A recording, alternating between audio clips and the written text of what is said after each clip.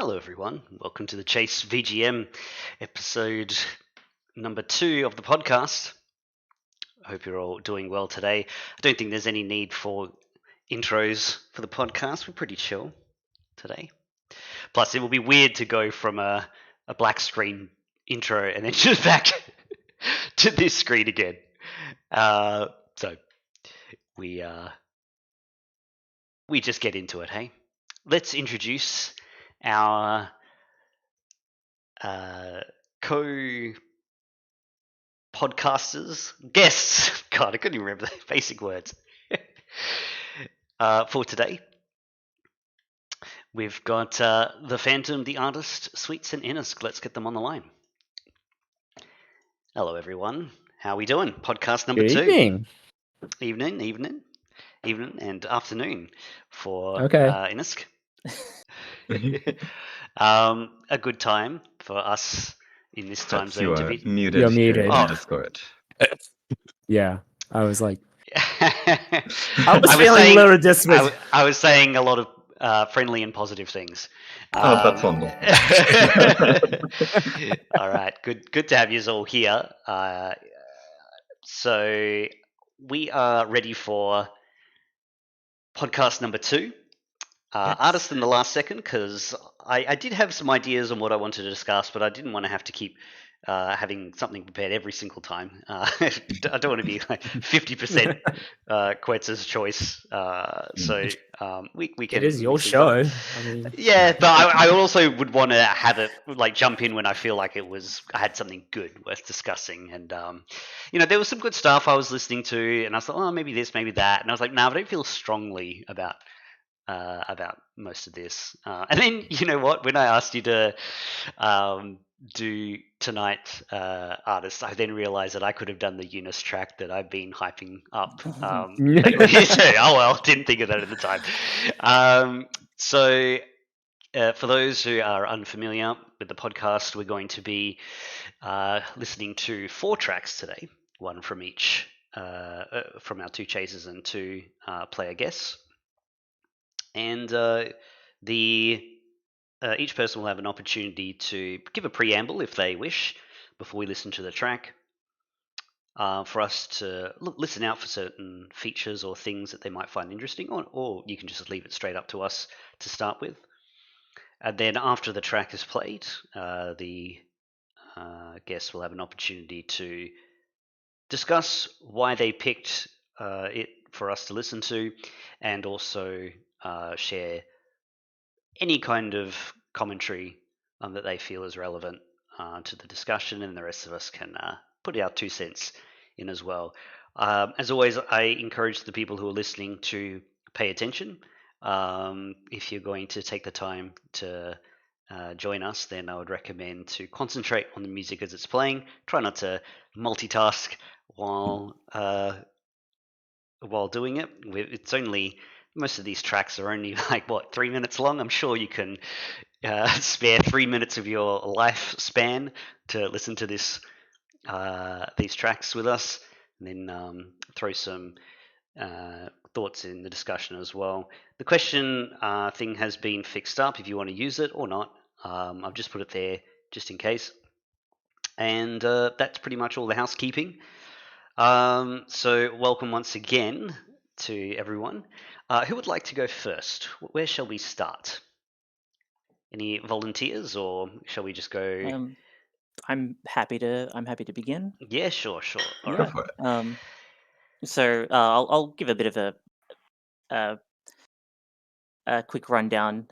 I've chosen Unconfirmed Godfighting Syndrome, the regular battle theme from Valkyrie Profile. I kind of wanted to just sort of highlight Sakuraba's talent at just making really good standard battle themes. So there's a good number of them in the chase at this point, between Star Ocean, Bat and Kaitos, among other things. But I think around roughly the PS1 era was probably where I would personally say Sakuraba peaked at nailing this specific type of track. It is his favorite. He's gone on record to say that battle themes, both regular and boss battle themes, are his favorite because from a band background. He just imagines them as being something very fun to play in a band. Mhm. You'll probably notice that sort of energy throughout the track as it's playing. But the reason I went with Unconfirmed Godfighting Syndrome specifically is I think it's very it's funny that he actually created this track 3 years before the game released. So it actually was not necessarily originally created for Valkyrie Profile itself. Okay. However, uh, because of the context of how the battles play out in this game, I think the structure of the song is kind of like a lightning in a bottle fit, because it sort of has this really triumphant intro. And I'd like you, for those that haven't played the game, just picture the beginning of a battle playing out, and your protagonist Lenneth, she's summoning her allies beside her, like she's just sort of materializing them with her, summoning them, saying, "Come to me, my Anhaya," and then as soon as the intro finishes and the main melody starts, that you immediately gain control of your characters to do the battling. Oh wow, so it's So I quite well think that's timed by coincidence. yeah, I wonder if yeah. they stylized the intro based on the music, like maybe it came the other way around. I mean, it Um, could be pure coincidence. That stuff does happen too. yeah, like he hasn't exactly explained it, but yeah, coming from the fact that it's created 3 years before the game came out, this could have just been a finished track, and he's just decided to throw it in there, and it happened to work. It's very, very interesting. But yeah, we can go ahead and listen to it and then discuss further. Yeah, no worries. Let's jump into a Valkyrie Profile's Unconfirmed God Fighting Syndrome. Here we go.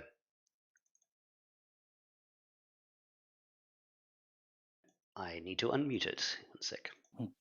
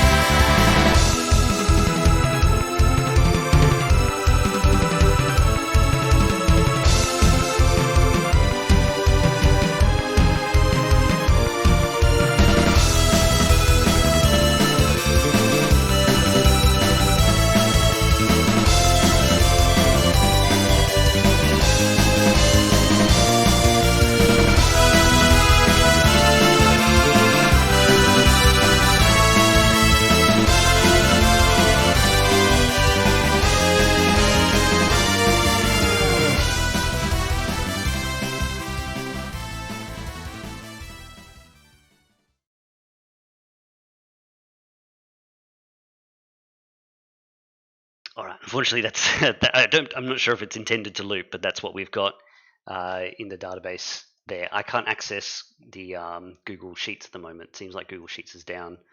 Oh, I've muted myself again. Sorry. You did. Yes. Sorry. I was saying that unfortunately, can't do a loop, and I can't access the Google Yeah, Sheet that's either. okay. But yeah, there we go. Yeah. Do you want to Yeah, expand? you can see what I mean by the intro, where it sort of it builds up. It's like really triumphant sounding, which is very funny because going into this, Sakuraba are expected to be doing really dark and somber music, given the sort of setting of their game. It's gods, all that mythology. There's lots of. It's a very violent game too, when you really think about it. But yeah, they told him to just create lots of bright and energetic music, and that's what he Okay. went with. He thought it was very, very strange that that was the direction they went for, but it ends up kind of really fitting. Um, And I just think that's really neat. And he sort of it's sort of the same energy that he brings into a lot of his regular battle themes. Right. I was gonna say it definitely reminded me of his work with Golden Sun and Yeah.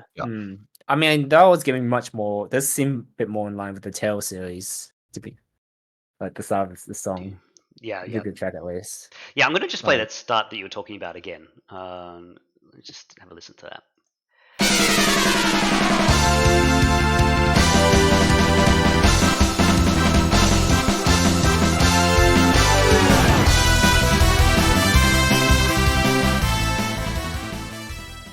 Yeah, dun, dun, dun, dun, dun, dun. It's got a very, it's very, very positive vibe at the start. They're very almost like, and I wouldn't even say hopeful. It's just straight up like energetic and fun. Yeah.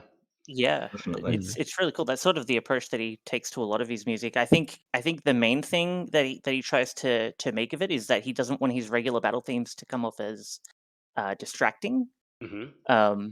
And I don't want to go pointing fingers, but there's definitely a lot of a handful of RPGs out there that unfortunately kind of suffer from that, where the first 30 seconds, which I think is the most important part of a regular battle theme, because it's the part you would hear over and over again, can Yeah. get a bit grating. Yes. Whereas his often have like a bit of a build Mhm. before going into their main melody. And yeah, I just think that's a really cool feature to have. As just sort of I know a lot of people have their digs at Sakuraba because some of his battle themes come off as like maybe formulaic. People say that they sound very similar and all that, but I think it's kind of hard to it's hard to go wrong when they don't do anything necessarily annoying. Yeah, and I don't think it's fine to have a style as yeah. well. Like, Yeah, like I think Luca said in chat, it's when you imagine a band playing this, it's a lot easier to sort of get the feel of it. And he has actually played this. He's actually played this live before. Nice. I was going to ask. That's great. Broke his favorite keyboard playing this song once. Oh no. he did what, sorry? He broke his favorite keyboard playing this live once. Well, the Quitzer MS rocking too hard. The Quitzer MS emote is literally him playing a piano, like he's looking down at the piano. That's what the image That's is. great, So that's great. that might have been the moment where he broke it. Yeah. Who knows? That's Yeah, spacey I think it. Yeah, it was like the you know, I can't quite remember what it's called. I think it's a glissando where you run your hand over the Yeah, Yes. yeah. yeah. And they just got stuck. Oh, no. And that happened mid performance. So Yeah. yeah, I should dig up the video of that somewhere at some point. But yeah, it's he has memories of this track, and I think it's really cool.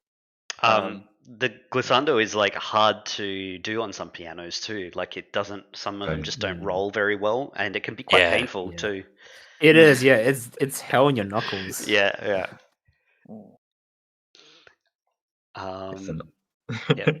Obviously, it's not good for the piano either. Not just for your hands, but yeah, it actually look. broke the piano. That's amazing.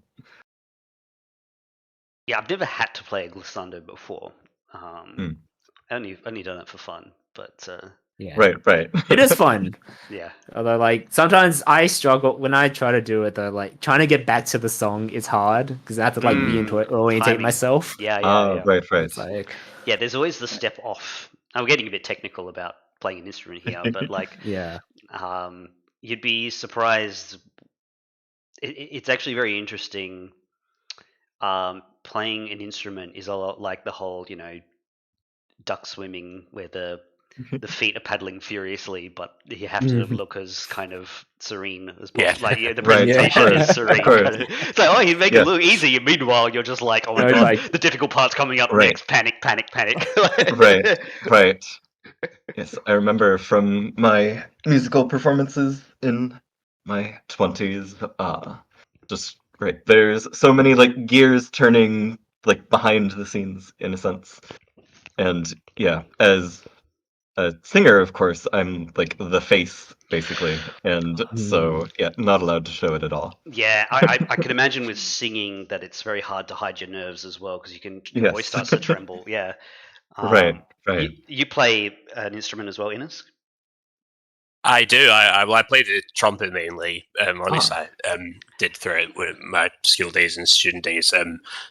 Since recent years, I haven't had so many chances to do that. I've actually been picking up a bit of piano as well. And yeah, I mean, the dream with me with piano is like rather than having to do a glissando, is like just be so good at doing the scale so quickly in like the proper way that you can just get that thing. Like, you know, I'm gonna do it manually.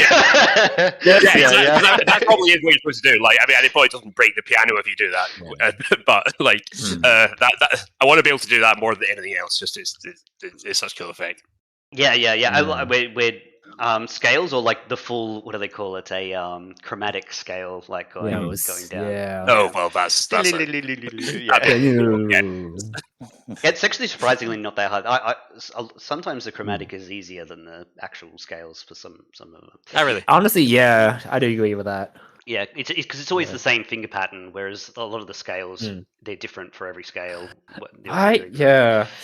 I will never get my head around B flat major arpeggio. That thing. It's the one. It's like there's one that's just different to the rest. Like a lot of them follow a similar kind of fingering, but there's one that's just completely unique and doesn't come up very often. And I don't even know why I'm practicing it sometimes because I'm like, well, when is this even relevant? But maybe I'm gonna need to know the scale. Yeah. Oh. All right. So, any other further comments on Valkyrie Profile? It was really cool.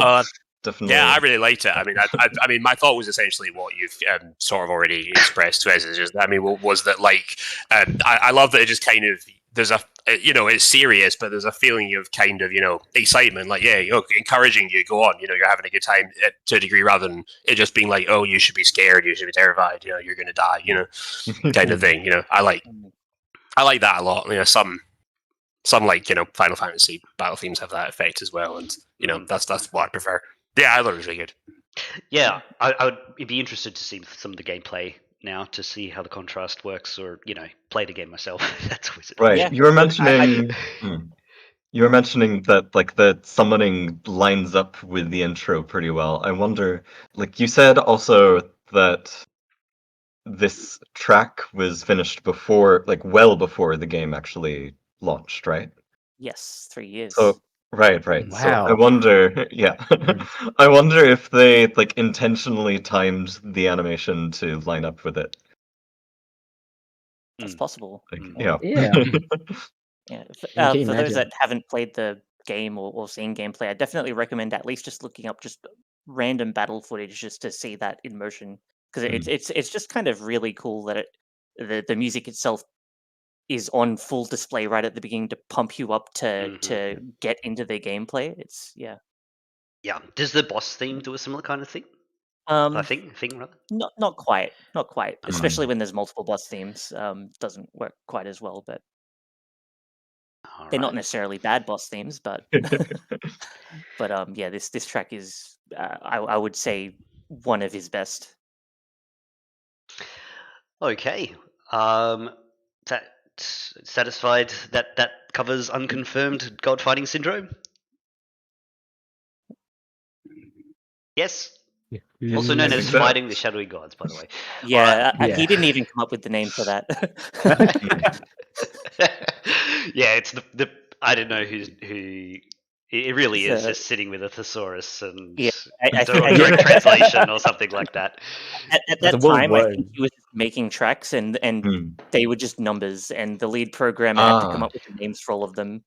Yeah. Because I think Star Ocean, which came out before it, they were just numbers in a sound test. Yeah. So they didn't really have names for those either. So you'll probably notice those. Right. Star I wonder if that's because they're just so prolific that like they don't have time to bother. Like it's just I'm just going to keep making stuff, and then you just pick what you like, and then you can give it a name if you like it. But I'm just going to be this music machine over here that's just churning out music.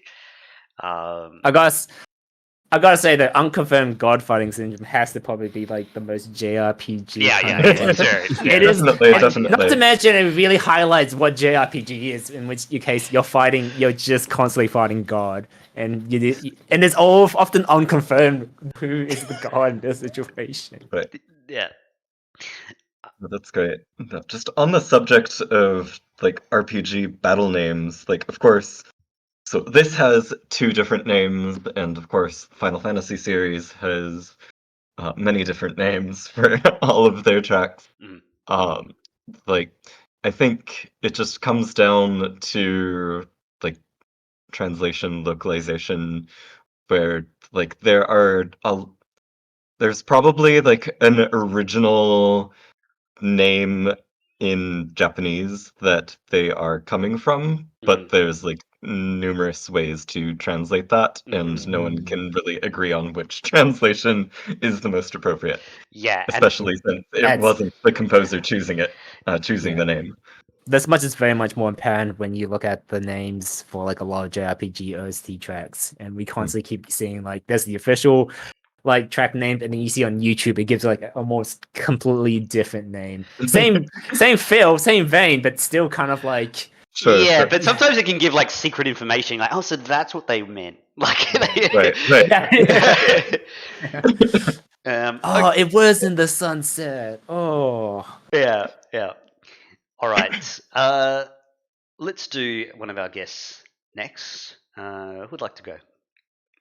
I feel like since we're Why already on the are- topic of Final Fantasy, That's Yeah, true. yeah, sure. I Shall we can segue? segue into it's not a battle theme, Mhm. but yes, surprise, surprise. The track I want to talk about today is my favorite from Final Fantasy XI. It's Whispers of the Gods. You may already be familiar with it, as it's in the chase now, ever since I force boosted it in via Nice. my mashup competition prize. Very cool. But yes, today I hope we can enjoy listening to it thoroughly and critically. But before that, I do want to definitely give some context for Whispers of the Gods and where it plays. I see you have the expansion in the track name too. Yeah. So yes, the area where this plays was introduced in the 3rd expansion, Treasures of Ot Urgon. That's how that's pronounced. It's a very strange looking word. But right, it plays in an area called the Adiwa Subterrane, which is a system of tunnels beneath a massive forest. The tunnels are cavernous and overgrown with moss and fluorescent flora, which gives it a really cool, colored, eerie atmosphere. And among those who played during this expansion, I think the Adiwa Subterrane is probably best remembered for one of 2 reasons. So, first, most players would have gone there at least once in order to undertake the initiation rites necessary to unlock the new at the time and hotly anticipated Blue Mage job. Which that quest involved separating your soul from your body and storing it in a phylactery, which then would allow you to refill your empty vessel by vampirically devouring the souls of the world's many monsters, which is lore-wise how a blue mage learns new spells. And second, Adiwa is also home to one of Final Fantasy XI's super bosses, the Pandemonium Warden, who infamously once made international news when a group of players became dangerously ill due to fighting it non-stop for over 16 hours. Wow. oh, I remember that So story. yes, Actually. yes, right. So you see, the boss had some extremely esoteric mechanics that this pioneering group was trying to unravel, and furthermore, the items necessary to spawn the boss took weeks to acquire, only to then be spent and lost upon using them to summon it. So there was definitely a sense of urgency to not waste the opportunity Mhm. and have to go collect those items again. But following the outrage, Square Enix actually patched not only Pandemonium Warden, but the other super boss, Absolute Virtue, to just abruptly despawn 2 hours after spawning if they hadn't yet been defeated, in order to prevent people from just throwing themselves at it until they're like literally physically dying in real life. I'm imagining they must have had some kind of like healing standstill or something. Like they were just sitting there, not doing damage and staying alive. And that was it. Basically, exactly. Like they're just like trying to recover, and they're just not really able to. But indeed, it was just like a stalemate as a result. Mm. But you couldn't like fully wipe, because otherwise, then the boss would despawn. Right. All right. So Pandemonium Warden was introduced to the game in the June of 2008 update, but it actually wasn't defeated for 8 months until February 2nd, 2009. And right, so definitely there was a long span of time of like the hardcore endgame players hanging out in this zone, trying their damnedest to figure out this boss. But anyway, I'm digressing. All that backstory aside, I really just love Whispers of the Gods for the composition itself. In particular, this track uses one of my favorite tools in a composer's arsenal, which is the deceptive cadence. So, for those who don't know music terms, a deceptive cadence is when the composer creates an expectation for how the melody will progress, but when it comes time for the melody to resolve, it instead does something surprising. So there are 2 such moments in this track that I'd like everyone to listen for. One of them is going to happen pretty much immediately. And so, but definitely listen carefully for it. I think you'll hear what I'm talking about. So without further ado, shall we give it a listen? No worries, and I am ready to go. It's not muted, so we're jumping in to Good. Whispers of the Gods.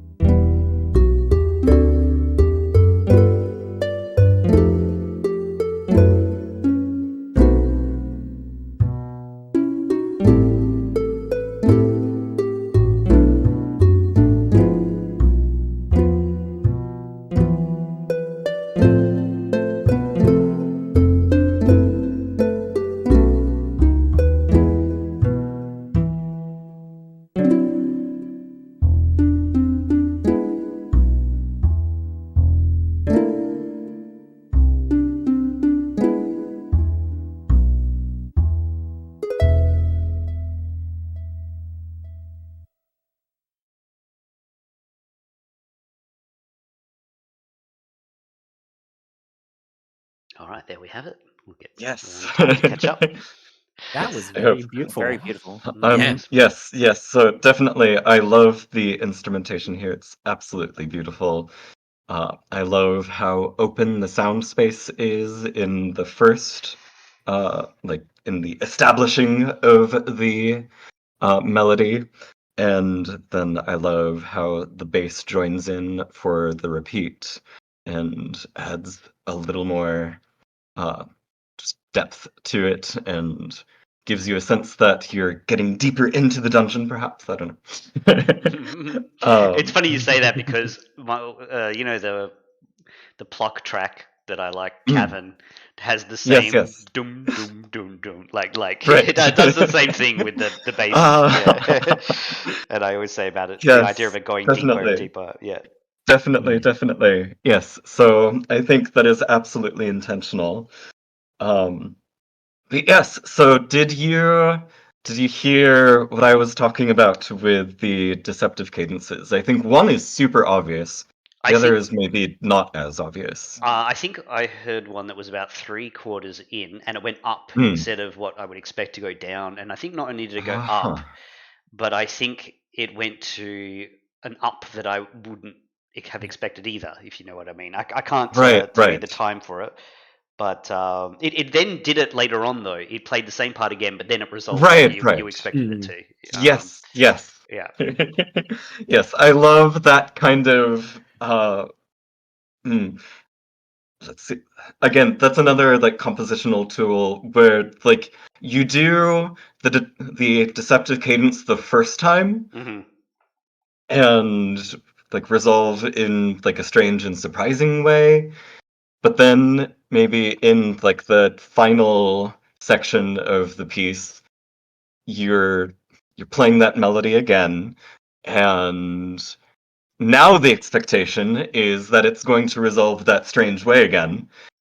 But no, this time it just resolved normally. Yeah, no, And so you're it's back in like the a It's like a game. double deceptive cadence. bluff. Exactly, Yeah. exactly. No, I really enjoy that kind of Mm. it's just it's just like the composer is playing a trick on you. I really Yeah. love Naoshi Mizuta, famous for his work in Final Fantasy 13 too, as well, of course. Oh, yeah. I And I don't know if yes. I caught the first one. I think the first one was a bit hard. Like, Huh. I think there was one that just sounded like it hit an unusual note, but I don't know if that was what I was meant to be Right. listening to. Yeah, that's what I heard too as Definitely. well. So right, so I think one of the really interesting things also with the deceptive cadences before we get sidetracked by other things. Let's see. One of the really interesting things is that the note you expect in at least in the first deceptive cadence, the note that you expect is actually there. Mhm. But it's just an ornament from which it immediately falls. Mhm. So, if we can maybe listen to that moment again, the phrase starts just 8 seconds in, and the Okay. exact moment is at like 10 seconds ish. All right. I'll start at So, 7 seconds so we just don't miss it sure, by sure. accident. Here we go.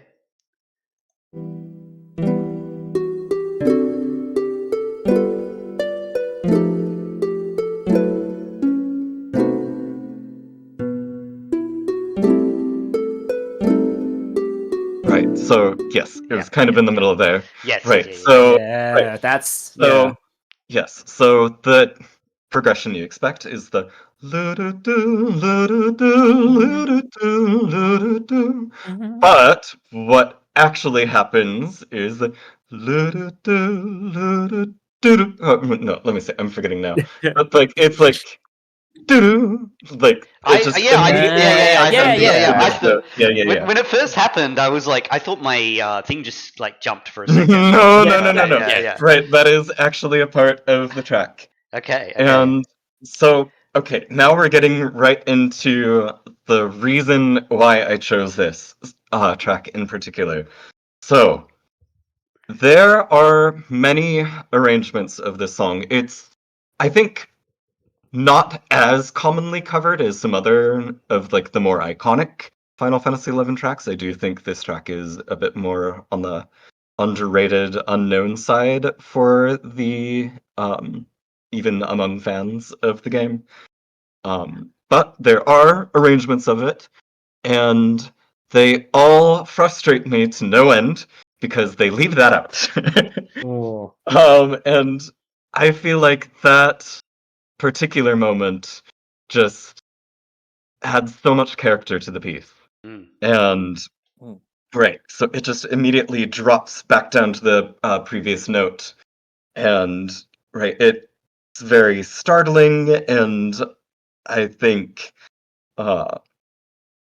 it also really is well suited for the context where it plays, where again this is like really eerie, like sort of natural dungeon, but it's also got like some ancient ruins, and like there's little hidden Easter eggs basically all over this dungeon, even in addition to like the super boss and like other stuff.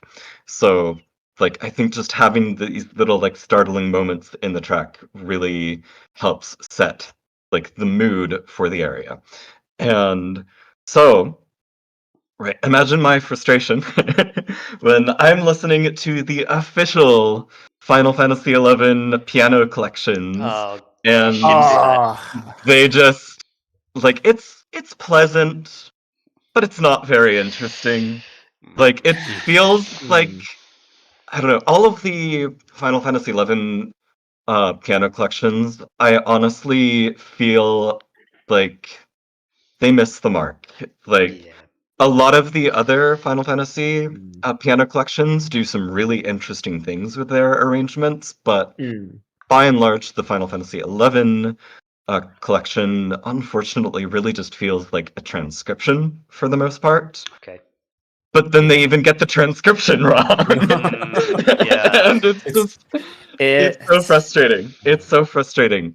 And furthermore, so that I can't forgive like at all. Like I can forgive like an amateur remix artist for like uh I don't know, making decisions that offend me.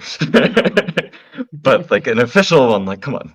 Like I bet you there's a YouTube video out there where someone puts the note back in. yeah. I would Guaranteed. love that. I would love Guaranteed. that. I would love that. I found I always had a big issue with the FF8 piano collection version of the Mm. castle Ah. because there's a part in the castle that I really like, but in the piano collection part, they don't play that bit. They replaced it with the like there was another instrument playing at the same time, but they played the less interesting part instead of the more Oh interesting no. part. And I was like, well, Oh. why did you take that part out of like that's so Right, right. ridiculous. Anyway, sure enough, I check on YouTube and someone's replaced like switched it back. They've just kind of worked That's out the great. notes That's great. and inserted it into their version of the piano collections. So yeah, it might exist out there. The piano I collections love that. themselves Right. are um very yeah Yeah. Hit and there's miss, I would very say. very hit and miss for sure. Yeah. Yeah. I think Yeah. yeah.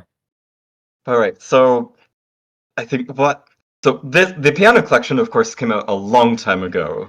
What I guess more recently brought this track back to the forefront of my mind was that the resident remix artist for Horizon XI, the private server where I play, um, has been tasked with creating remixes for all of the treasures of Ottergon tracks in order, like in preparation for that expansion being added to the server.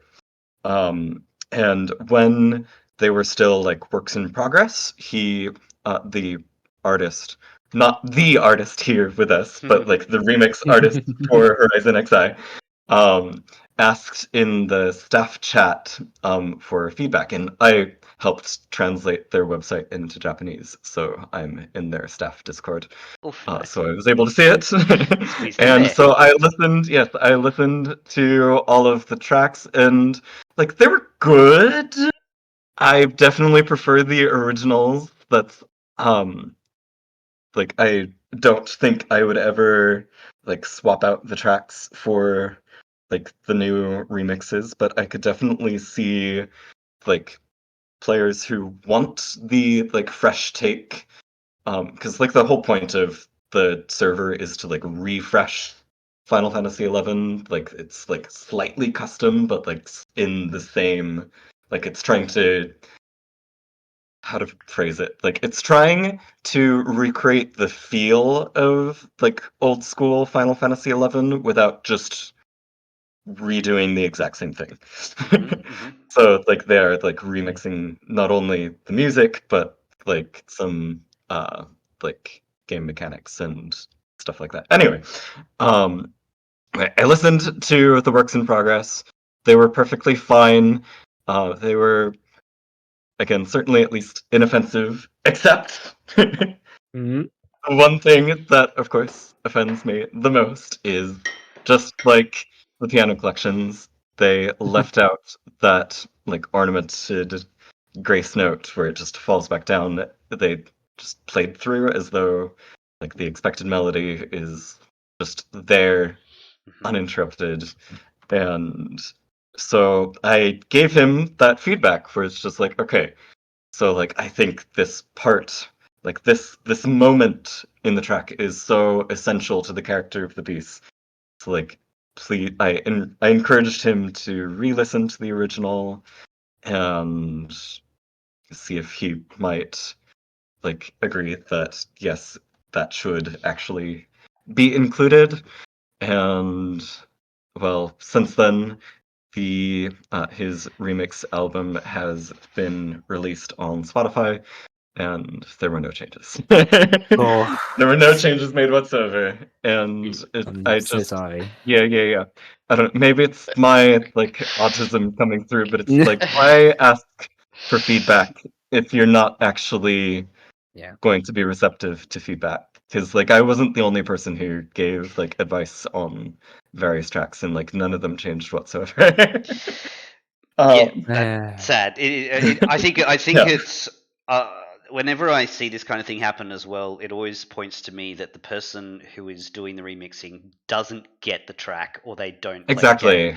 And it's like, can we just get someone who does get it? Like, you know what I mean? Like, Yeah. I'm Appreciates sure there the are like music. thousands of people that could have done the job. You know what I mean? And you pick someone who Yeah. doesn't care. And I think that's a really common trend in And a lot of medium at the moment. Is Right, there are a lot right. of people who somehow, inexplicably, are in charge of the creative direction of some kind of Mhm. product, and but they're not even fans.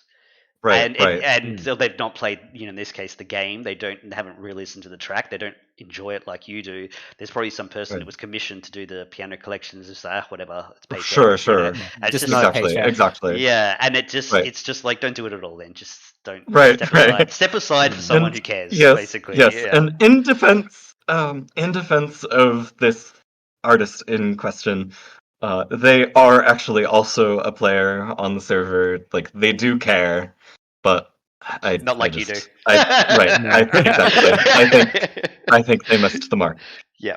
But so at any rate, I think the takeaway from my particular talk is that if anyone in the Chase community does ever decide to join me on Horizon 11, definitely be sure to go into the settings and select the original music, not the remixes. Not only for the sake of course, familiarizing yourself with the music for the Chase, but also it's just that now Shimizuto's originals are just better. Fair. Fair enough. Fair So enough. yeah. I also just want to interject with the first time I ever learned about deceptive cadence, it was from someone who was explaining. So they was explaining this musical or this song. It was like a musical song from a TV show, and like the whole story is that there was there was sung by two characters. One of them was there was a character, and then there was a villain who was masquerading as this character. And they explain how like anytime the villain was singing, they do a deceptive cadence as they I sang. love that. Oh, that's And I was beautiful. like, that's so cool. And yeah, and I thought that's really interesting. I can't believe this person put that much effort in a My Little Pony Friendship is Magic episode. That's delightful. Oh, look, when you're in the zone, you're in the zone, right? I know, it's like, ah. Yeah, like I said, it's just a really useful tool. If you're interested in creating music, definitely give it a shot at trying to use it. I think that it's a really fun way to like spice up your composition. I do also think that there's a danger of like, I don't know, forcing it or like trying too hard. Yeah. But when done well, it's just really fun. So definitely, Mm. if you're the sort of person who's interested in actually writing music, then yes, try to include a deceptive cadence in your Mm. composition. Yeah. All right. Very good. Very good. Thank you, Sweets. Yes. Thank you for having me. I'll still be here. Not leaving it. Not leaving it. All right. See ya. Okay. Right here. Bye. Off to play Final Fantasy 11. Yeah, basically. All right. No. I am focused. Fully on the podcast, All as right. everyone should be. Let's alternate back to a Chaser Now artist. Would you like to go next? Yeah, I will. And like, I'm actually quite glad because, kind of like, I want to continue on that sort of discussion regarding, when a person sort of has a chance to sort of do a rearrangement or kind of like an updated version of a track. And so the track I chose, I think you might have chosen, you might be chosen the wrong one actually, Chris. That's okay. Because the one I wanted to talk about was the track I've chosen was Unseen Entities, but this is the Unseen Entities 2 from the sequel of Under Night in Birth, Sis Celeste. Oh, right. So, yeah, so I added a link. So I gave you the YouTube link and everything. I can't use the spreadsheet at the moment, but can you just send it in the channel that we had? I will And I do can that load right now. And I can leave the box art Yeah. up, so it's almost like we're Yeah. doing it. Yeah. Apologies. I was kind of like scared this would be the case, but yeah, I'll just copy that link. Yeah, here it is. Awesome. So yeah. Any preamble?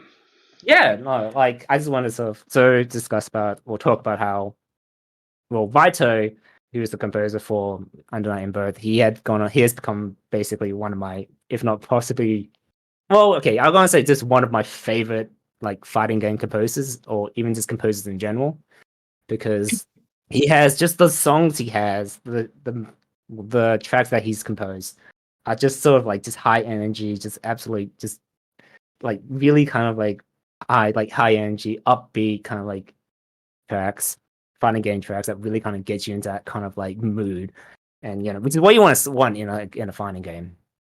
And and when I remember when Under Night, the sequel for Under Night Birds was announced, and then like they were like releasing all the new tracks, and I was actually pleasantly surprised that he went back and updated pretty much all the original characters for like theme songs. Mm-hmm. And he did something that this is something I was very critical actually with the writer, and I came to this like realization when I was listening to his work on Multi-Blood Type Lumina, where a lot of the tracks have really good, like, has so much potential behind them, like have some really good melodies, some really good like peak moments, but he never fully realizes them. Like they had the structure of like you had opening, verse, chorus, and then just repeats verse and chorus. Mm-hmm. And that would constantly go, and I'm always kind of left like I want to like see more. I feel like there's more to this.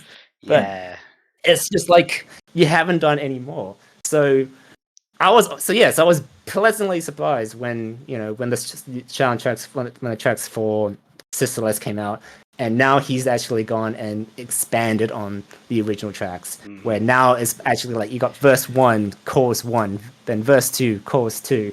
Sometimes like some tracks even have like a bridge. In the case of like Blood Drain Again, where it becomes a much more fully realized remix of the original Blood Drain track. Do you reckon he did that deliberately, where he held back and just to this later? If he was holding back this whole time, it's like, why can't you just unleash?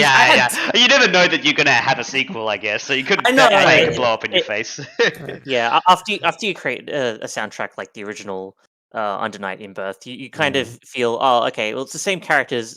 How do I one up myself? Yes.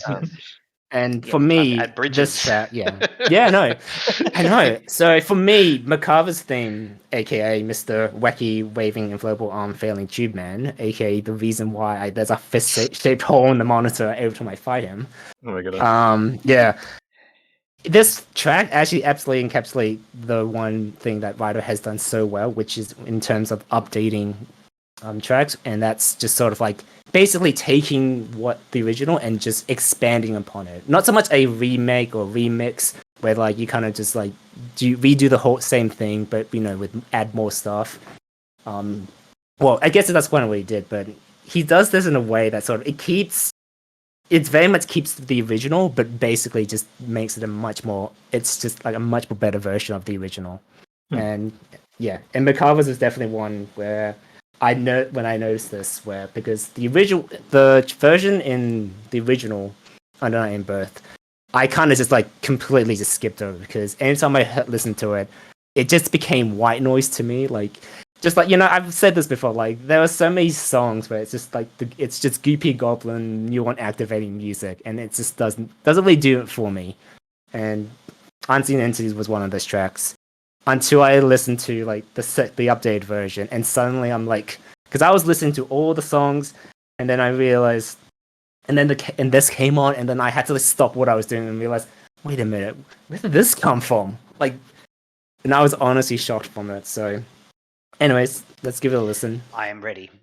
Let's listen to Unseen Entities Macabre theme from Unist, the second Unist, right? Yes. Unist 2. Here we go.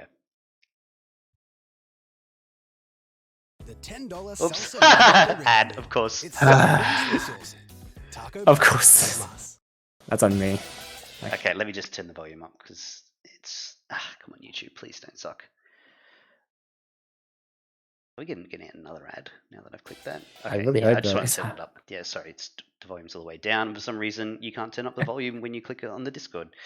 All right, here we go. Come on.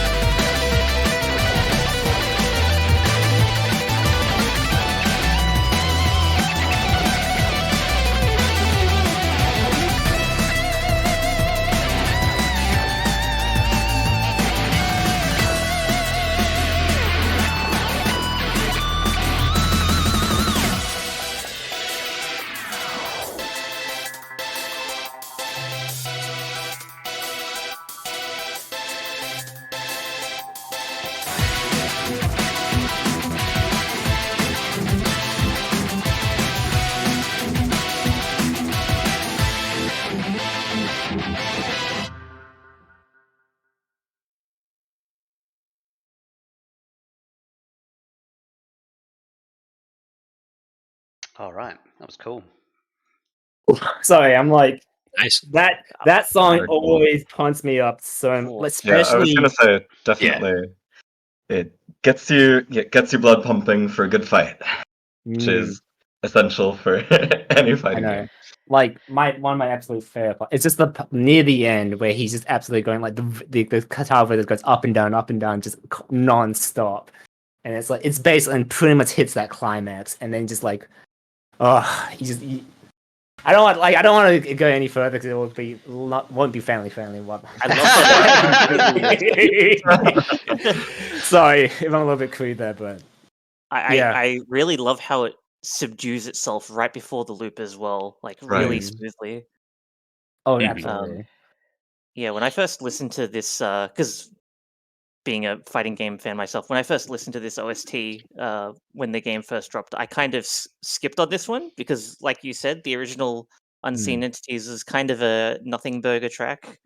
And yeah, this just makes the original look like a skeleton with how Absolutely. many added layers it is on Yeah. top of the original. Honestly, like the introduction of just the guitar alone, Yep. basically amplifies like the original track to honestly like to absolutely new levels because you know back before like Unseen Entities before was like probably one of my least favorite tracks, and now it's like one of my absolute favorite like tracks in the Nice. second game, Yeah. and it's Speaking of honestly that amazing. guitar, it's like I was muted, of course, to just let people listen. But like as soon as that guitar came in, I was just like, ooh. Hello. Yes. Yeah. It was very cool. Yeah. And something I wanted to know, because like going back to the guitar, because you listen to like I actually went back and listened to the original and try to like listen to like basically listen closely for hints of that track for like the actual song, that melody that the guitar was playing. Yeah, and it's there. It's just sort of very muted and kind of like blends in with the background, so it's very hard to like sort of like notice. You know, and I think like having noticed it now, like I can sort of start to appreciate what the track was trying to do in the original. But yeah, it definitely needed to come much more into the foreground to really kind of help sell what the track was trying to do. So it was Do you definitely think- one of my, yeah. Do you think it was like a mixing problem then? Like, was it just too much in the background, or was it just not there at all in the original? I wouldn't call it mixing as well, because either way, like it's the instrument they use is like they don't use anything like it uses a very kind of like it's very mostly just EDM. I see. The track Okay. itself. Like you go back and listen to the original and you just compare, like it is very kind of like you know, like the Phantom mentioned, it is a nothing burger of a song. Where like, but it is but having listened to again, really properly listening it, there is definitely like there's like that potential that Vito seems to have in like with these songs, and a lot of the times like they're either not like they're still kind of like baking in the oven, and sometimes it's kind of like you've kind of like, and other times it's like there's still more you should probably add to it because what you have is really good, but it has that potential to become even better, you know. And I want to make this. Go ahead, please. Yeah, because I want to make this comparison as well to like another fighting game series, BlazBlue, where their version. So when they do this, because they've done this as well, where when the sort of like sequel to the original game kind of came out, they did like updated versions of the character themes. Now in this case, I think they got someone a new composer though to sort of, in a way, it basically turns it into a remix of the original. And I know like the Phantom has had his criticism of like these tracks. Ups and downs. Yeah. Like there are some I actually definitely I still quite enjoy, but I think because I've listened a bit more, but then having listened to the original a bit more, I think I can see like where people, I can absolutely understand why people prefer the original tracks over the new kind of arrangements, because there is that kind of like there's times when you kind of lose the original essence of that original track. You know, when I expressed my interest in Icefield White Knight, and artist said, "Oh, there's a Unis 2 version of this track," and at this point I already listened to the original one quite a bit, and was you're in that kind of honeymoon phase of a track where you're just like, oh my god, it's amazing, I just got to listen to it over. I was absolutely like that right? as well. Over and over and over. And then I listened to this this Unis 2 version, and it was a bit much. Yeah.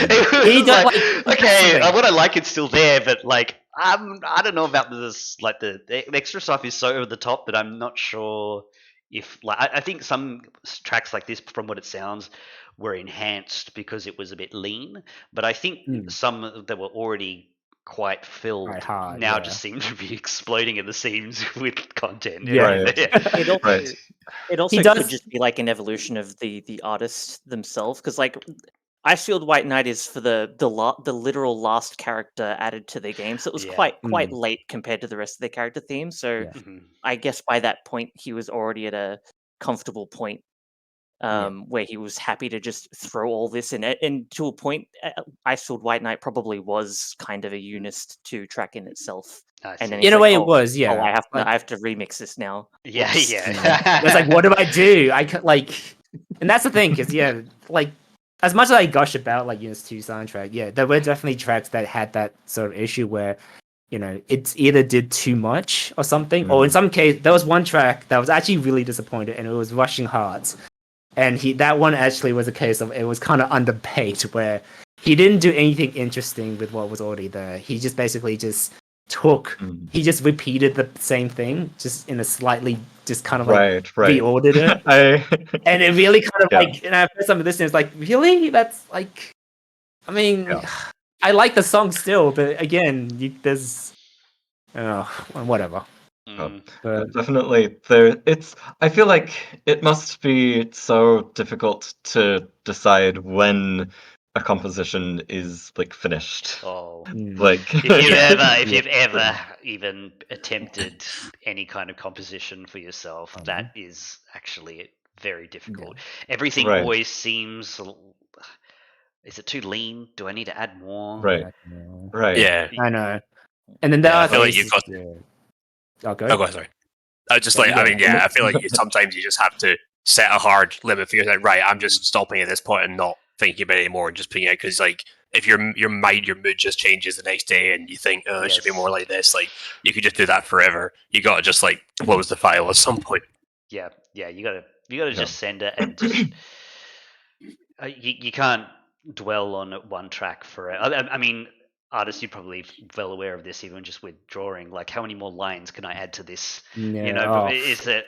Am I done yet? Like, Am I Right, done right. yet? No. yeah, That's it's like, just, I guess I'll go on a tangent, because like with my art, it's my approach to it now has kind of become I don't like working on a piece for too long, because then it sort of starts to drag, where like now it feels like, because then you kind of get into the sort of state of, is it enough or is it too much?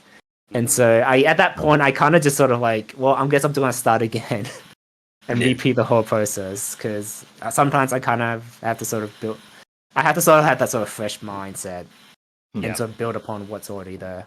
Also, like, perfectionism in general is very bad for like progression or growth. Certainly. as a Absolutely, thing. yeah. It's so it makes, in the time that you're trying to perfect one thing, you could have like either drawn or composed like 3 other things in the same Right, time right. frame. Gotten way better at the actual work rather than the frills that you're, the cherries on top and the other kind of stuff. So Yes. yeah, get the point across and then move on, kind of thing. Right. Right. Is the gist of it. Yes. Any Yeah. other comments on Unseen Entities? I mean, I kind of- I have. Oh, go ahead. You can go. I just I have to admit, like, I mean, it was great. I really enjoyed it. It was really a jam. I have to admit, there was a period of about 30 seconds where I got just distracted because there was like a bass line as a kid. Oh, me too. Me too. Yeah. I was hypnotized by that thing, and then my mind started wandering into, is this going to change? Hang on, am I focusing in on this thing too much, and now it's getting repetitive? Maybe I should listen to something else by now. But half of my brain is still like locked in on this thing. Yeah, but it was so good. Yeah. As well. Yeah. Oh, it totally was. Yeah. My brain locked in on like the drum beat that. I don't know if that's coming through. It was so quiet. Okay. Yeah. That's interesting, yeah. Yeah. Do you know what we're talking about, artists? Like the bit that we got both honed in on? I think I do, yeah, because I think Because on some occasion, like listens again, because I've listened to this track like on repeat multiple times, and then you can't. You know how like when you really get into a song, you start to really try to listen to everything it has. Yeah. Yeah, the Smell the bass line flowers. as well. You That- smell the flowers. I know. Let's listen. Is there a part that Yeah. you want to go through again, or we can go from the start, and then innisc and I can have some satisfaction in knowing that other people Yeah. said the same Well, that's thing. a way. Yeah, no. It's just, From the start. All right, here we go.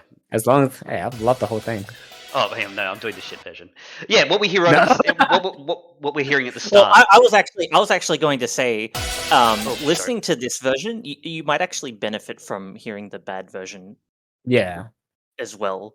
Like it might elevate this newer one. Okay. it definitely. I think it does. Yeah, like that's yeah. You You like know what? to Let's watch listen to the- the original. If you want to listen Yeah. to the 480p version of the track. Well, okay, let's have a let's have a quick listen to it then. I've got it ready here. Let's Yeah. go.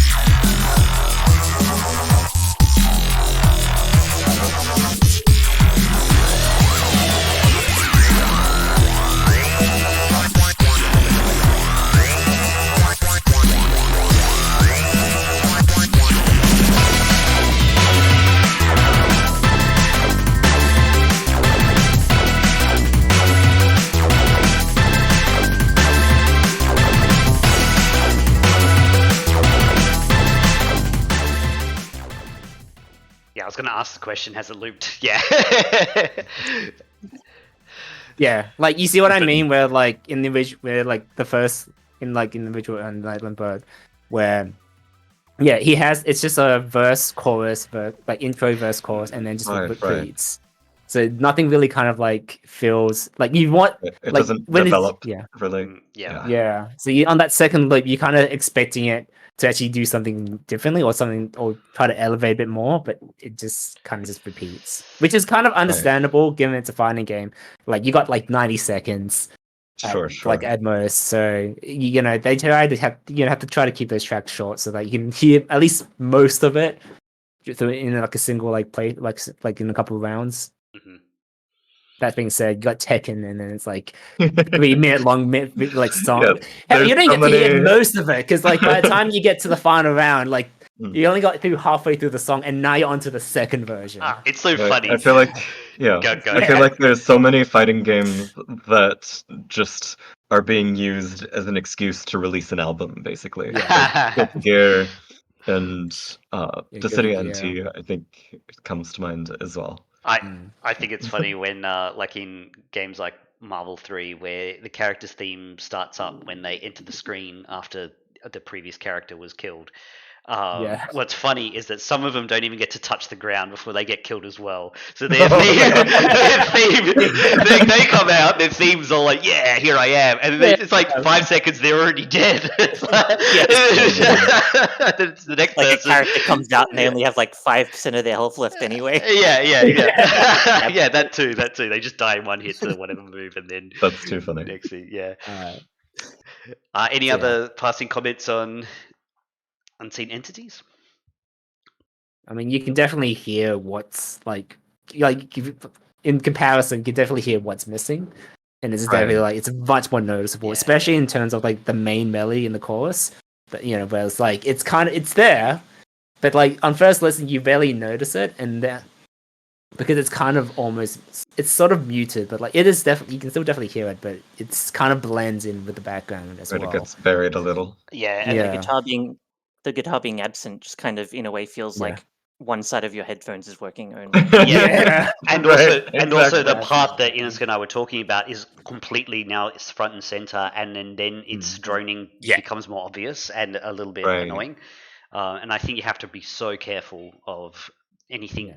accidentally being locked into being annoying. If the person suddenly starts paying attention to it and they realize it sounds repetitive, it can really Right. sink the whole track. Right. It's just supposed to be a harmony. You're Yeah. not supposed to focus on it, but Yes, like yeah. it's Yeah. too There was nothing else like to in look your at. face. Exactly. Exactly. Yeah. So again, this was the best example in like the OST that showcased Raito's kind of like going back to an original track and realizing, okay, I can tweak this bit, and what if I add this, really kind of elevate it, Yeah. and it really worked, absolutely wonders. Awesome. All right, thank you very much, artist, for that one. innisc, we've got a track from you. Would you like to introduce? I'll bring it up on screen. Yep.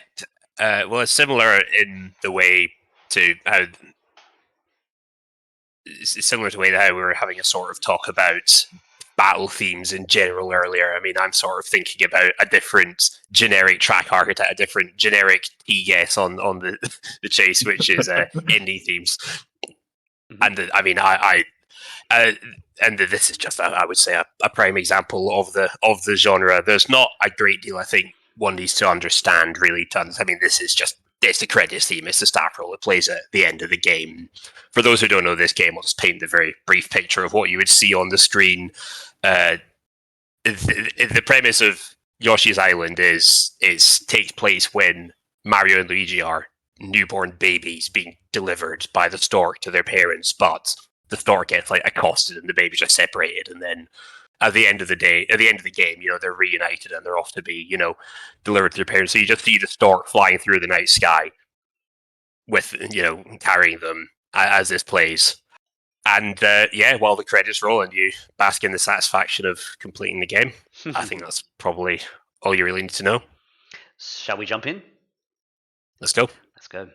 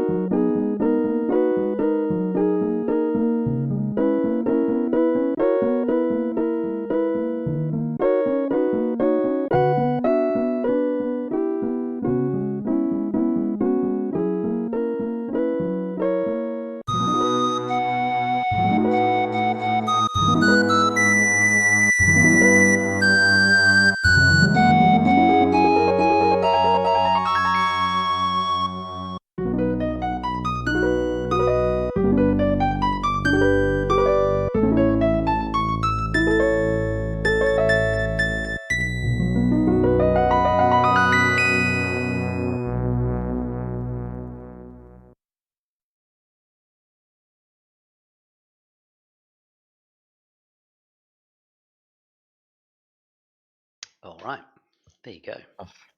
Hits me right in the nostalgia. Me too.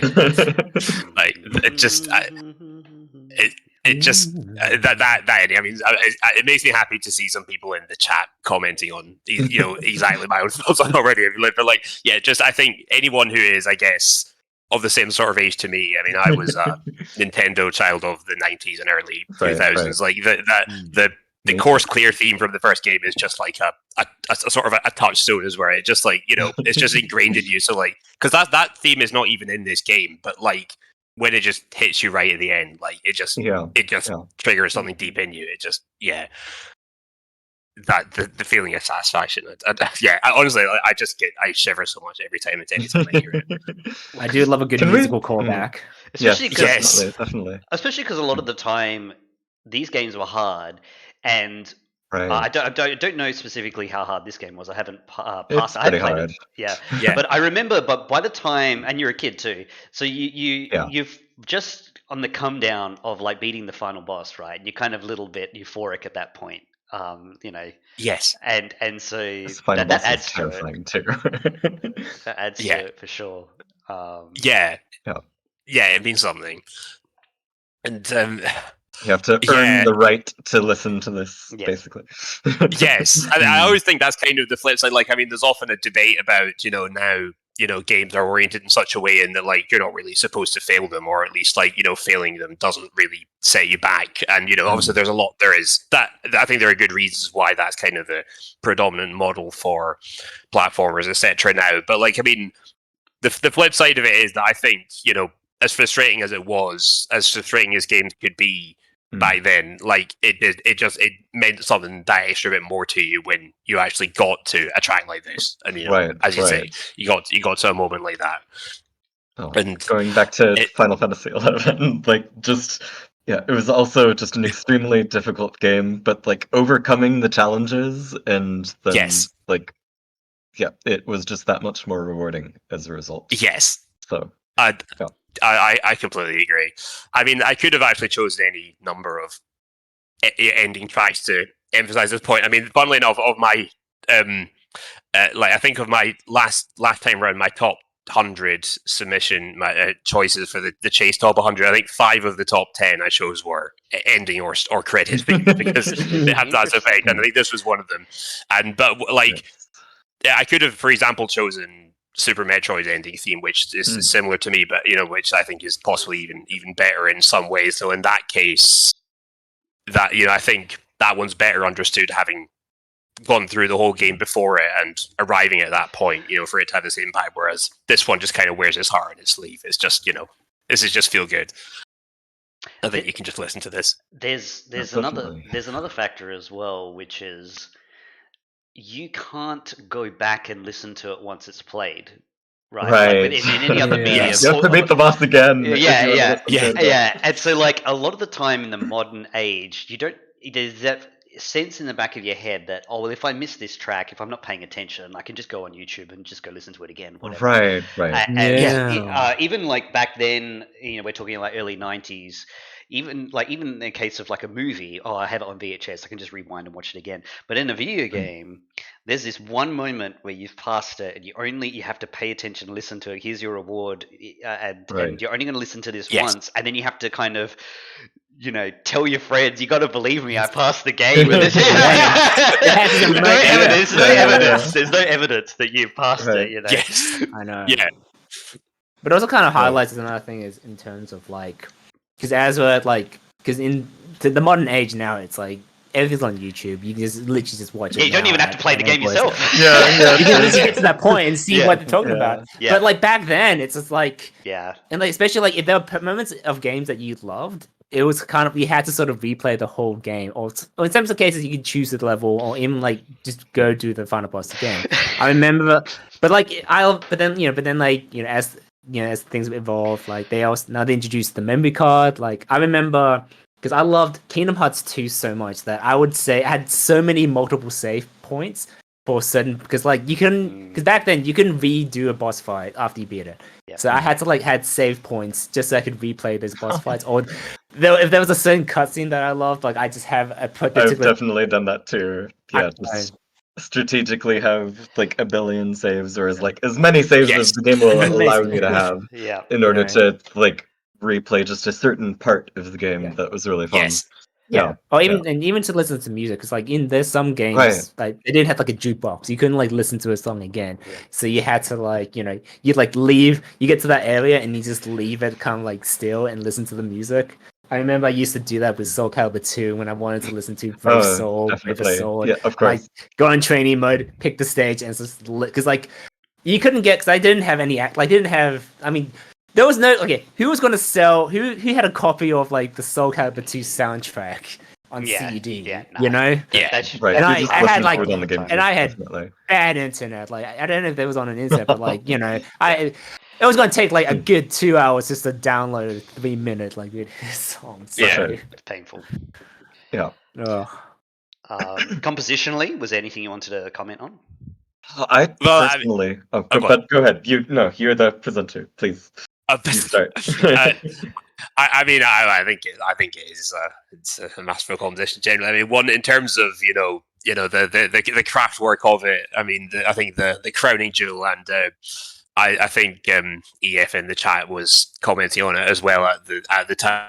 Is just that bit in the middle where there's a key change. I mean, that is obviously is a go-to move among the genre of spine-tingling satisfying credits music is just the key change. But this is one where it's not even just as you sometimes get just a snap kind of now we're in a different key. Like there's that whole phrase. I think it starts at about it's kind of phrase starts at one of the 50 days I made a note where like it just there's affection building up to it, laying the groundwork, just building you up to it, so you just naturally just arrive at that moment. Mm-hmm. And I think there's a whole like that is a whole like there is a musical theory behind that as well, like it's a modulation, like that is a technique, and I think it shines through the composer here, their technique, their training, and it works beautifully. Yeah. It's interesting because Koji Kondo, I think I remember reading this that he wasn't actually classically trained, which is something like it was just like you see it's a common thing amongst like composers. Like and you can sort of tell, like especially like in JRPGs, like Yokoshi Mimura, Nobuya Matsu, like Mitsuda as well. Like they were all classically trained. Yeah, kind of these three. But Koji Kondo himself wasn't actually. I think he did he did obviously like learn instruments, learn piano and all that. But yeah, it just seems like it almost seems like I was talking about this with my friend as well, where we kind of comment how like it kind of felt like when he was making the Mario theme, it just seemed like he's happened to make it by accident. And it's just somehow turned out to be one of the most memorable and catchiest like overall themes. Yeah, I didn't know that. Wow. I'm always got a tinge of skepticism about I'm not when people say I don't know how to read sheet music, or I don't know I'm not trained to do blah blah blah. I think my translation of that is that I'm not very good at X rather than I literally know nothing. I think I think it would be very hard to just sit at like a piano, keyboard, or a computer program where you're doing that, and then just hit random. Like no one sees someone just you can't just hit random notes for it to work. It just doesn't work. Like, it just sounds like crap. Anyone's tried that before. It just doesn't work. I just want to set the only reason I bring that up is because I feel like we have a tendency to make everything sound a little bit too fantastical when actual romanticized. It's like no, they probably knew stuff. They're probably just being very modest about their knowledge about not confident or indeed modesty. Definitely. Yeah, like obviously it's of course a modesty focused culture. So because obviously like he it's not like I'm not saying that he just had he was just a prodigy or a genius. Just match keys together and now I just made Mario theme song. Well, here's another thing as well. The more experience you get with let's say art music, the more that you feel like you're not good at it. Oh yes. And so they probably thought that they were very good because they knew what was possible, and so that you'd kind of dismiss your own results.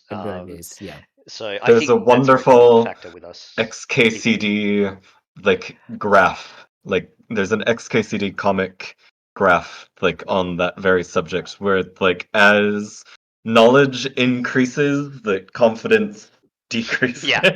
You know, Yeah. sometimes I just Oh, yeah. envy the ignorant in some. I know. Sometimes knowledge is just an obstacle. Like knowing Yeah. too much just gets I- in the way. Yeah. Sometimes being Yeah. delusional is actually a good thing. It can be. I remember when I started as an artist, because I remember like back in 2004, I remember drawing like this piece of like art. Well, I just basically just drew the visual artwork for this game, Phantom Brave, and I thought to myself, "Damn, I'm really good. I'm like Leonardo da Vinci up in this." Well, not really, but I definitely had this sort of twinge of, yeah, I guess delusion of like I am actually good, and you look back and realize, wow. What was going on with you, kid? You okay? But I bet you that period of delusion was one of the most productive periods of time It because you didn't was. care about like Yeah. what other people thought, or you just presumed it was Well, good I or kinda whatever. did. Yeah, or like Yeah. there was that confidence that gets you very far in general. That's the thing, yeah, because like a lot of beginner artists as well, because when you lack the confidence, then you kind of lack that drive to get better. Yep. And it's it's kind of like that. Having that initial confidence definitely helped me, and kind of like, I kept doing it. I'm still doing it as a hobby because I never really kind of like did any proper studying. I kind of everything everything up to this point has been self-taught at this point. But but like you said, as you kind of like become like gain more knowledge, you kind of also like start to sort of consume all the other pieces of media. You see other people's works, and then you kind of really start to have that. You kind of sort of have that like much more bigger understanding of like, wow, I am just simply like a drop in this ocean of just absolute talent. And it's like you get to that period of just like, man, I'm never going to reach these heights. I'm never going to like get to be as good as this person. But then you kind of realize that this person probably like absolutely spent every waking on their moment studying, going through everything. Me, I'm just It's like their job. doodling these anime girls and like and absolutely while listening to my Kingdom Hearts soundtrack. It is very. I mean, a lot of people do compare themselves to people who are literally like spend like their waking hours working on something, and when you accumulate that time, obviously it's an insane amount of time. Whereas, like for you, it's just a hobby that you might be able to squeeze out a couple of 30 minutes, maybe every other day, and then that's you doing well that week, kind of thing. And. Yeah, like if I had the exact same drive with these people, then I probably would have reached those. I could probably reach the same heights, but because life gets in the way, things I got other aspects of my life to focus on. So that's why they always say that you have to try and become a well, I don't know if that's what they always say, but I'm making up a phrase here, but it's like often it's better to combine two of your talents together because it's much less likely that anyone else will also be able to do that too. Like you've kind of created your own field by saying, oh, well, I'm going to do, I can play this instrument, but maybe if I do this kind of music that doesn't use that instrument, then I've created my own niche and then I'm competing with no one, and then everyone's like, oh my God, you're amazing. You're like the best person in the world. You know what I mean? Like, so. Absolutely. I kind of prefer people, especially artists, because here in Perth, I guess like, I'm sorry, we've gone to a completely off tangent. But I just want to sort of point out this is the place for tangents. I know, but I just wanted to point out that absolutely, I kind of do prefer when people just go more into niche stuff because it just adds so much more variety to like what we have. Because I'm like something like me and my friends we talk about when it comes to like conventions where we sell art, and we see a lot of like new artists. You see like it's a lot of returning artists. You go down artist alleyway, and you just see so much of like the same fan. I remember like for that one like last year the longest period of like seeing nothing but Genshin fan art. And as someone who's just not really into Genshin, I appreciate the art, but it's like, but the stuff that I love, no one was doing. Like no one was doing any Persona fan art at all over here. Like absolutely nobody. So and like I wanted some Persona 4 stuff, but no one was making it. So you know what? I made my own. I formed my own niche. Nice. And I remember like one person as I was talking to them, and they recognized me as like, oh, you're the Persona artist. Like you're absolutely feeding the Persona fans here in Perth, like no one else is doing. And like there was that free period of like, you know, Persona 5 was out and it was like massive, and you know, SCP was just like making Persona 5 fan art. I'm like, yes, I'm finally eating. And then afterwards nothing. Now it's like no one's even doing Persona 3, and it's like, well, I guess I'm gonna take up this mantle again. One other thing compositionally I wanted to bring up to talk about is I think Kondo does this a few times in a lot of different games. He likes to have this kind of like, I would call it like a dreamy arpeggio kind of thing, where like you've got different variations. It's not just like a run of notes going up. Sometimes it's going like it does it. Yeah. He did it in this track too, but he does it in all these different ways, and then he also does it with different instruments that have this kind of like dreamlike effect. It's very common, and I think it's, you know, perfect for you know, an ending theme as well. Like, you know, the whole "it was all just a dream" kind of thing that everyone. Mario 2 literally did that. Yeah. Mario 2 USA, but yes. True. And I definitely also want to comment on just how clear some of the instrument like samples were. Like this was Super Nintendo, but like I would like I could be fooled. Like that could have been like a live piano. Yes. Like it's just crystal clear, and I love that he was able to achieve that on the Super Nintendo. I think that piano at the end is especially, and like the flute, like it's not like, because with a lot of like these MIDI samples, like, you know, kind of every note has the same kind of shape, kind of flatness to it, whereas like however you do it at the end there, like that just did have the kind of the subtlety, like the, you know, the fragility almost of like of a actual person playing a piano by themselves. Like I don't know how they did it, but I agree. It's really, really well done. And I think it's really interesting to like juxtapose that with like the synth kind of like more, I guess, sample sounding samples. Yes. Like I feel like they really like whichever instrument was like the main voice at the time in this particular ending, I feel like they really went to great pains to like make sure that the sample was like extremely clear. Yes. And yeah, I really appreciate that effort.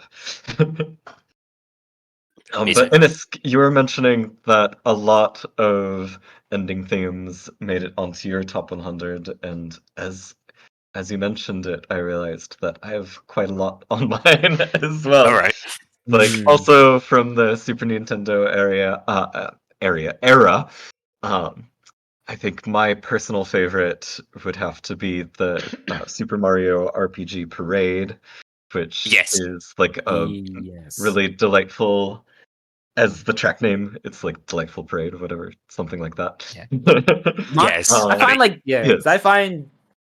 I find like a lot of Mario, especially like the RPG series, or even a lot of the spin-offs, like their ending themes are very good at kind of really tying up, like tying together all kind of like the journey. Yes. Like Paper Mario's like ending things, I absolutely like as much like Color Splash in particular was probably one of my favorite Paper Mario ending themes. Right. I love when an ending ends up being sort of like a medley of like the rest of the game's like more iconic tracks, but like they do their own like take on them in the ending.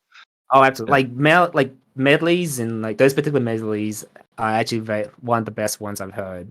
Because a lot of times, like, you know, it's very hard to do a medley that really kind of flows very nicely, because it's not just a case of like you play this song and then you just go to the next one and then you go to this next one. Especially if they have like, different time signatures as well, that can definitely as well. Yes. Badly. Like the transitions between like each like song is very important, and like you want it to really seem through. And and that's something that I see, like, you know, the Paper Mario series like definitely does Definitely. it quite well. Yeah, Yeah. I was Yes. going to mention Paper Mario as Mm. well. Definitely, I love the Paper Mario Parade as well. I love Yeah. it so much. Oh, Yes. But definitely also talking about how I feel like ending tracks are like enhanced by the feeling of having earned it, like earned the right to like get there and listen to it. I think definitely another track that I'll be including on my top 100 is Distant Worlds from Final Fantasy XI, which was the ending for the second expansion, where it's Is that the one with vocals? yes, it is. Okay, Yeah, I because think I, You right. we've had a You conversation about this before, haven't right. we? Yes, Yeah, yes, yeah. definitely. So yes, Quetz and I talked about this in DMs a little, um, ages ago. Yeah, because I Because had Quetz, it you on had my Distant World right. CD, and I was like, I was like, oh, this is a Ah, really cool track, but I couldn't yeah. find it in the database, and I was like, well, I where did I see. go? I Yeah, see. yeah. Right. So I remember yes, this when one. we were doing expansions still, and like voting on them and everything, like you suggested doing Distant Worlds for Final Fantasy XI's like expansion sample track. And I cautioned against it because unfortunately Square Enix really doesn't like it being played out of context. Wow. And it will absolutely get like the VOD muted or maybe even like struck. Mhm. Oh, it's a So shame. right, it is a shame, definitely, Because because I is when I is probably Hmm. like because probably like this might be the first song from Final Fantasy 11 that I'd listened to like multiple Sure. times I mean, because definitely, Yeah, me especially too. the Distant World version because I right. absolutely like love it so much to Yes. bits despite not having like no context of what when it Sure. plays. No, I love the first half, the Memorial de la Stono, like half Mm. of that arrangement, but I actually really don't like Susan Calloway. But Ah, that's just personal opinion, I suppose. But fair enough. I think they could have gotten a different singer to do it better, perhaps. But in the original, they have a Japanese opera singer. I forget her name, but I can look it up and link it in Discord later, certainly. Like they commissioned an opera singer to do it, and like her English pronunciation, of course, isn't the best, but As it's it is. supposed. But I feel like it really fits the scene very well, because like after this incredibly arduous journey, like one of the main characters in the storyline is a bard who like struggles with confidence issues, and she's like singing this to your character like directly, and Sounds it's like the just a real right. Baldur's Gate 3 flashes. Yes, Yeah. exactly, Oh, yeah, I was exactly, about to say. right. Yeah. The But bard where like so she's trying to right, find the words. yes, Yeah. It's exactly, like and it's so great because if you play as a bard, you can actually help yes, sing the words to it, and I Ah, yes, there you love go. it. Yeah, interesting. yes, you can help her come up with the lyrics. But right, yeah, definitely, it's in the same vein, absolutely. But again, the main difference, of course, is that as an ending theme, you have had to go through like so much work, not only alone, but like with like with the help of several other people, because Final Fantasy XI is like a community game. So like you've been on this like an exhausting journey together with your friends, and you get rewarded with this really gorgeous and heartfelt piece of music. And yeah, so that's definitely also on my top 100. I So how about y'all? Do you have top I 100 tracks? I'm actually Names? traditionally a little bit of an end credit Starf roll hater.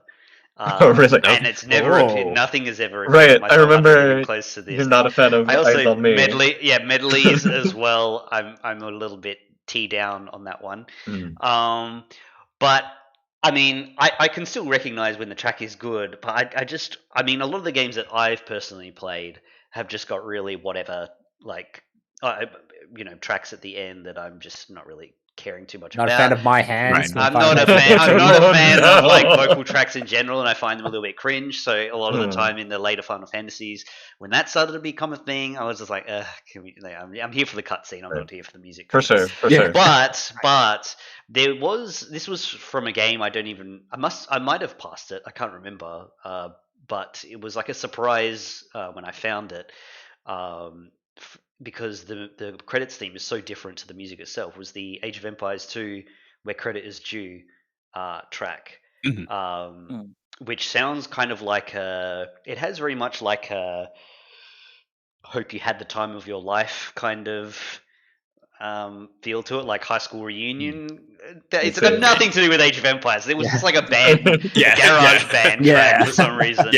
But it just has this very like that kind of feel to it, which can get you think about those kind of moments in your life where it's the end of an era, and it can be quite emotional, and you get suddenly like the notes that they're hitting in this track was very much like that, and it was just such a surprise track that you just kind of discover, and I always go back and listen to that one and really really enjoy it.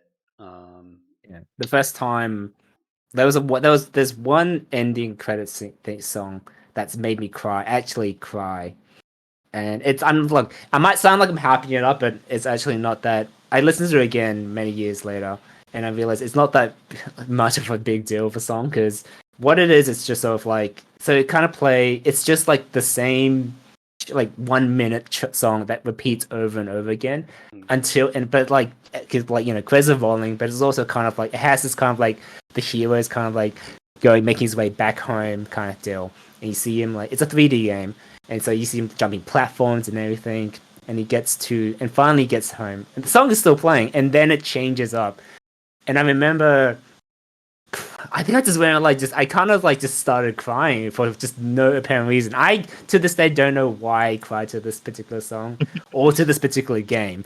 And I remember my mom kind of sees me crying, and she's getting really worried as like, why are you crying? Because I was it just kind of, because I remember I started remembering in the car as I was picking up my sister from school, and I'm just crying in the car thinking about the song. It's sometimes that kind of thing is just kind of inexplicable, right? Like it just certain moves you. hits the right And moments, for those who wondering what the game was, it was Chameleon Twist from the N64.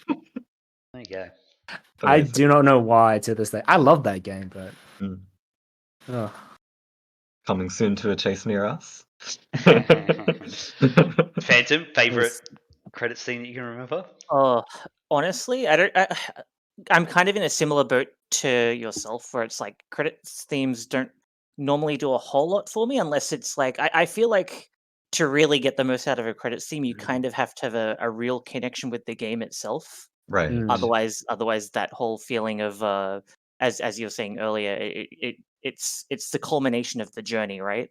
Right. Yeah. It's like if I don't feel attached to that journey, then obviously the credits that acknowledges that is a bit lost on me. But there is one such story of the first time I completed Tales of Symphonia.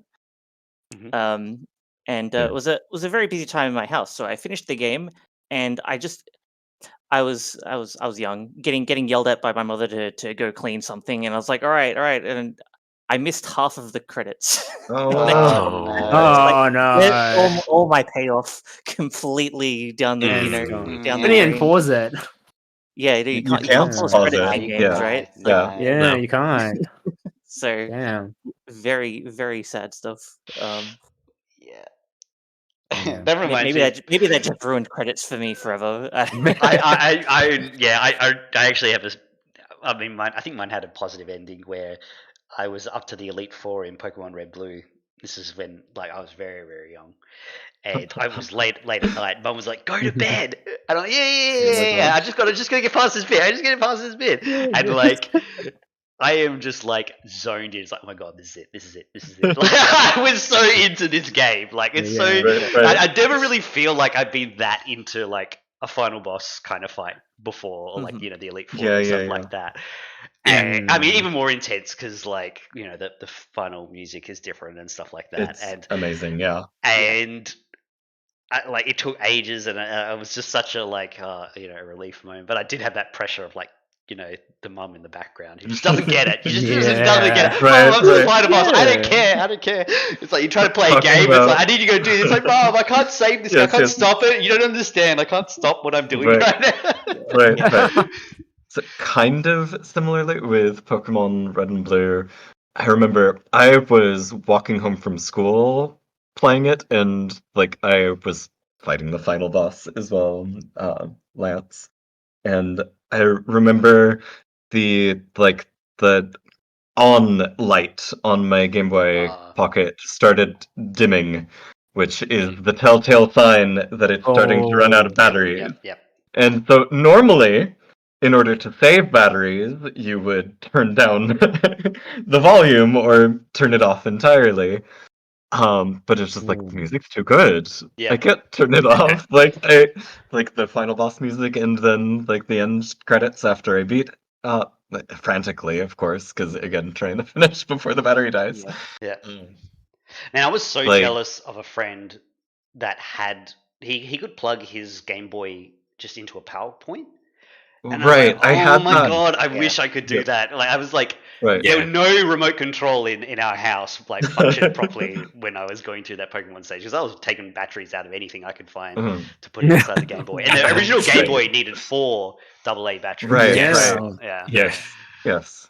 Yeah. No, I definitely had the like attachment, like battery pack replacement that you could plug into a wall outlet. Hmm. But that only works if I'm actually at home. I was Yeah. walking home from So school. did you make at it? the time. I did. I got through the ending credits, and yeah, then the battery like promptly died, like right on time. It was very fortuitous. Okay. But I got through the end. Yes. Happy ending. Yes. Yeah. All right. Any final passing thoughts on ending? I think indeed. It's kind of sound like Zelda at some points. Just want to point that out. Which kind of made me Go on. which kind of really made me realize like that's probably it really kind of made me realize that was the sort of Koji Kondo style because when you listen to Mario and Zelda separately, like you can tell this is Mario, this is Zelda, but then I guess listening to this particular track was like, I can't seem to discern whether this is a Mario other than the whole obvious Mario motifs, but without any of that, you kind of realize, wow, that's when you realize this is a Koji Kondo song. Yes. Yeah. Anyways, that's my thoughts. Yeah, I kind of just really commend the idea to go for like a piano track as an ending to Yoshi's Island specifically, because I think like we all know what Yoshi's Island sounds like. It's Right, it's all got that very tropical. specific, No way, that's very specific instrument set, very squeaky and such. Yes. And it does open with that to an extent, and then it immediately sheds it. And I think I think that's just kind of really respectful of the game you've just kind of played through, because I think having the credits in the same style would hit very differently. Yeah. And it would feel kind of cheesy and kind of silly. And I'm like, I don't know, this game's kind of beautiful in a way. So I'm kind of happy it ends the way it does. Yeah. Oh yeah. Yeah, completely. Yeah, it reminds you that this is a very good thing, like that's happened. Yeah. Like this is someone doing a good deed. So yeah. Yeah, it's kind of appropriate in a way in the context of the game. Because I mean, maybe I haven't played the new Yoshi's Islands or whatever, but certainly at the time, like this game was kind of a one-off kind of thing. Like it didn't really fit in the overall story. It's just this sort of brief diversion in the series to this for another place, and then at the end of it, you're just you leave that behind and you go back to Mario and Luigi's world, and you're back into the more familiar cities, and like it kind of is appropriate in that you're leaving all that behind and just it's a pleasant memory. All right. Sounds like ending is a good place to end it, I think. Yes. Thank you, Indeed. everyone, Ending with for the ending. participating today. It was a lot of fun. Phantom, Artist, Sweets, and Inners, thanks for joining in on the podcast and spending your time. Nice. Thank you for having me. Thanks for having us. Thanks for Definitely. having us. No worries. And thanks for those who stuck around and had to listen to us go off on all sorts of tangents. That's what this is for. We always it's feel like what we're people- excusing our That's what people are podcast. asking for, yeah. Yeah. But this is where you don't have to like the podcasts are relevant. Sorry, the podcast, the tangents are relevant. And we're always able to bring it back, I think. So, all right, we'll leave it there. Thanks again, everyone, once again. And I think the next one, I'll kind of talk to the people who are kind of next in line, and then we'll see if we can negotiate a time that works for the most people. The next one would be on the 5th of November. So yeah, we'll keep in touch with that. I'll get in contact with those people soon. All right, we'll leave it there. Thanks, everyone. Have a good night or day. Actually, it's all night for us, so Right, good right. night. Have a good night. Yes. And we'll catch us all later. See you. See ya. Good night. Bye, everyone. See ya.